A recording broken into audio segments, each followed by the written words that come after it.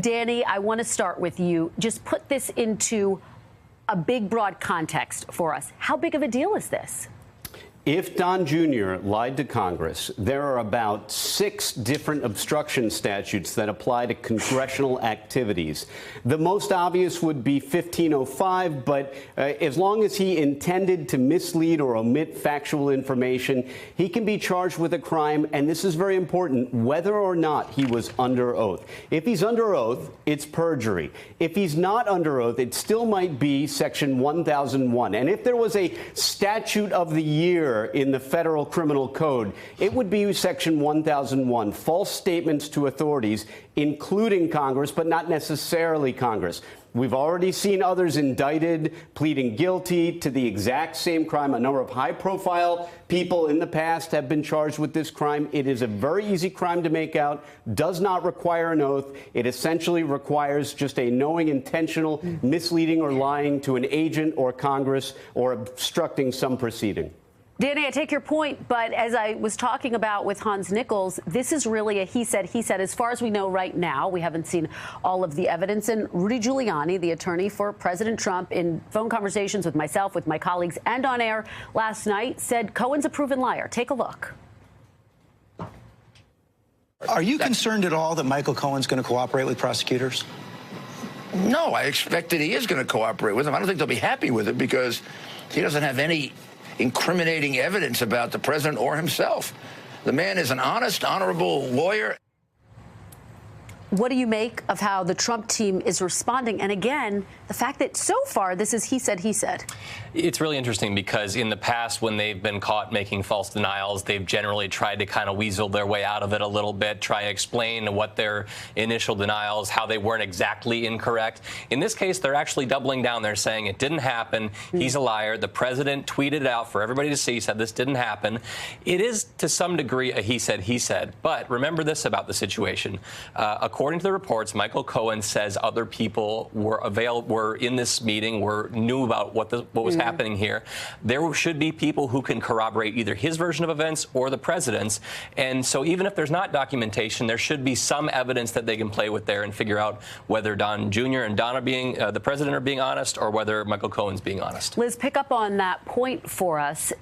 Could evidence present itself in the form other than something tangible like an email? In other words, if more people step forward and say, hey, I heard the same thing. I believe President Trump did know about this beforehand. What's the significance of that? What's the bar and the potential consequences? Well, if you have corroboration for Michael Cohen and what's been reported is what he actually believes and says, and he tells that under oath, Danny said, I mean, this is could create prosecutorial liability for Donald Trump Jr. But let's go back historically. This is a kind of John Dean, Richard Nixon moment. John Dean said, I told the president there was a cover-up going on and there was a cancer on the presidency and people were being offered hush money. And he testified before the Senate Watergate Committee. And Richard Nixon immediately said, liar. He might have said pathological liar, but he said liar, liar, liar. John Dean is not telling the truth. Ultimately, the tapes came out, and John Dean was proven to be right, and Richard Nixon was lying. So Donald Trump Jr. is in trouble here, and Donald Trump Sr. is in trouble here, potentially, if Michael Cohen is telling the truth and there is any corroborating evidence. Liz, let me press you on that because, of course, officials with President Trump, those in his camp are going to say, hey, wait a minute. That moment you just talked about was possibly the pivotal moment of Watergate, one of several, but one of the biggest. Do you really say it, and what it makes you think this could be that pivotal? It could be, because what we have is a meeting.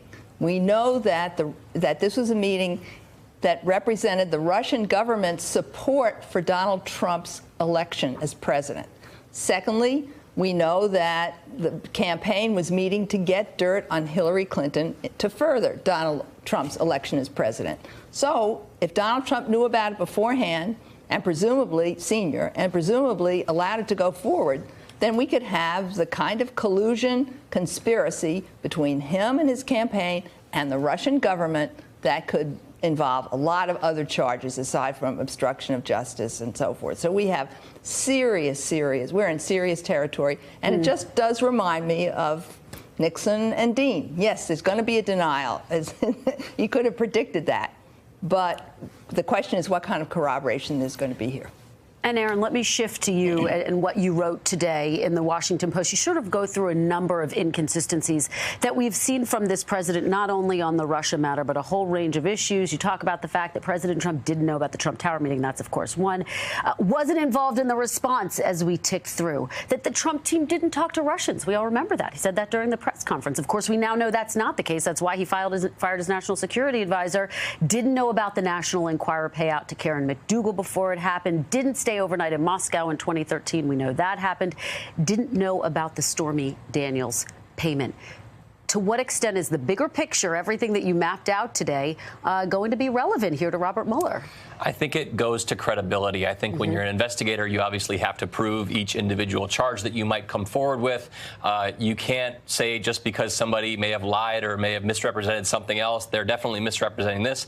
But it does lead you down that path. It's much more difficult to take this denial at face value, given all these other situations, including the one about this Trump Tower meeting, the explanation for it, in which the president was involved after they denied that he was.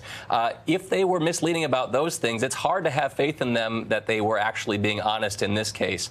That said, they're standing by it, and so we'll see if they actually are able to disprove that. And investigators are going to be interviewing Weisselberg, which is, of course, significant potentially. Trump.org, also someone who knows where the bodies are buried. How significant is that? This is kind of got lost because of the Cohen news last night a little bit, but I think there is a sense that Michael Cohen is the person who knows where the bodies are buried within Trump world. He's been around Trump since 2006, basically. That's when he jumped on board. He worked with the president, but he also didn't really have necessarily that close of a relationship. It was a very weird kind of relationship. Alan Weisselberg has been with the Trumps since when Fred Trump was around, the Trump organization, since back in the 1970s. This is a guy who handled not only the Trump organization's official business, but also the president's personal business, his tax returns, his foundation. This guy was involved in so many things, has been tied to both the McDougal case and the Stormy Daniels case.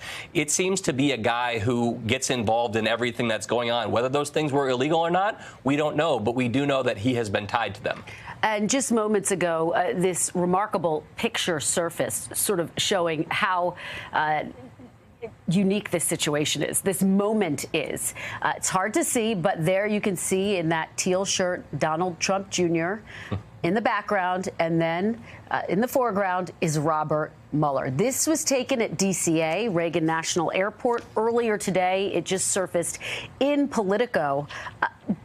Danny, we have a statement from the special counsel's office, which says that is him waiting to board a flight.